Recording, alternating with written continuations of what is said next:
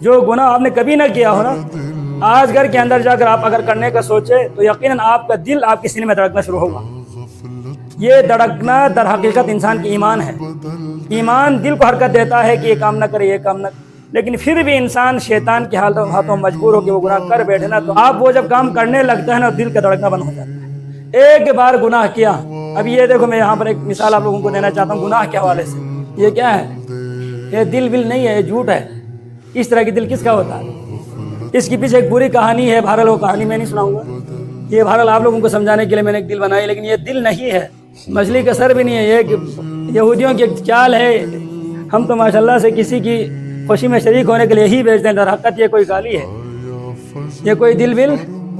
بہرحال دل کا نقشہ آپ لوگ دیکھتے ہیں کہ وہ آ جاتے ہیں، وہ اس طرح کی نہیں ہوتا، تو میں ویسے سمجھانے کے لیے یہ انسان کا کیا ہے؟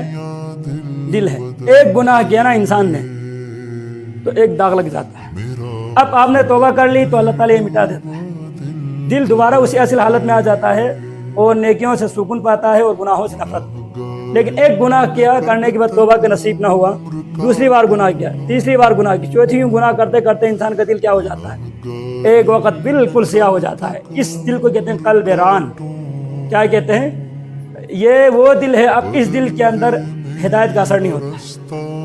یہ وہ دل ہے جس کے اندر آیت الہی کو سن کر کوئی تاثر پیدا کرنے کی جذبہ ختم ہو چکا ہو۔ اب یہ دل کسی عالم کی نصیحت قبول نہیں کرتا۔ توبہ بھی اب اس مرحلے پہ آ کر انسان کے لیے توبہ کا دروازہ بھی تقریباً بند ہو جاتا ہے، مکمل سیاہ ہو چکا ہوتا ہے۔ تو اس مرحلے سے پہلے ہمیں گناہوں پر کیا کرنی چاہیے؟ توبہ کرنی چاہیے۔